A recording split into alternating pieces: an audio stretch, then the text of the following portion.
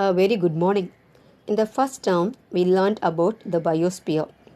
It is a combination of lithosphere, hydrosphere, and atmosphere that can support life. Already we learned about the topic atmosphere. Today, we are going to see the another content, hydrosphere. Our Earth is huge, isn't it? Yes, it is huge. Do you know what does it consist of? This means that the Earth consists of land, water bodies, and air respectively. When we visited Marina Beach, did you notice the quantity of water in the sea? The water from oceans, seas, and other water bodies are called hydrosphere. Hydrosphere is the total amount of water present on the earth, which includes water on the surface, under the ground, and in the air. It is in the form of liquid, vapor, and solid. It covers about 71% of the planet Earth.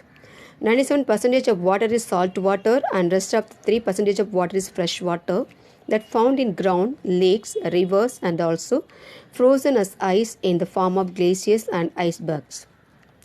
There is no aquatic life in Dead Sea because it is too salty. Importance of hydrosphere. We need water to carry out many activities in our day-to-day life. We need water to drink, take bath, cook food, etc. Animals and plants also need water for their survival. If there were no water, the clouds would not be formed and there would not be no rain. Types of water bodies. Rivers are large streams that flow over the land. They are fresh water bodies which generally originate at mountainous areas. They usually drain in oceans or seas. Example, Ganga and Kaveri. A lake is a water body surrounded by land on all sides. They are either fresh or salt water bodies. Example, Kollur Lake freshwater, Sambar Lake saltwater. Gulf is the deep inlet of the sea surrounded by land with a narrow mouth. Example, Gulf of Kutch. Bay is a broad inlet of the water body where the land curves inwards. Example, Bay of Bengal. Lagoon, a stretch of salt water separated from the sea by a low sand bank.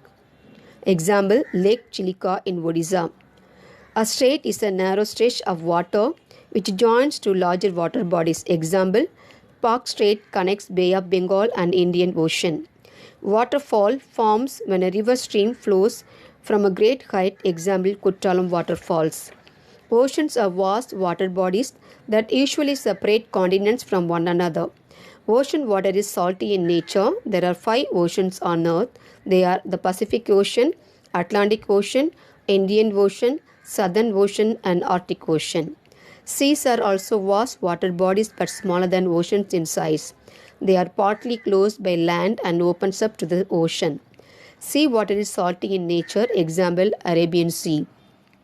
Some of the longest flowing rivers in India are the Ganges, Yamuna, Godavari, Krishna, and Kaveri. There is a water cycle that occurs continuously. Water changes its state from solid to liquid, liquid to gas, again gas to liquid in this cycle. The stages involved in a complete water cycle are evaporation.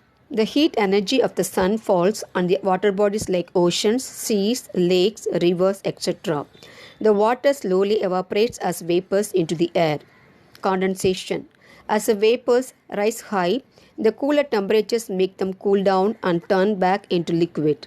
This is called condensation. A wind moves the liquid around, leading to the formation of clouds. Precipitation. Wind movements cause the clouds particles to collide.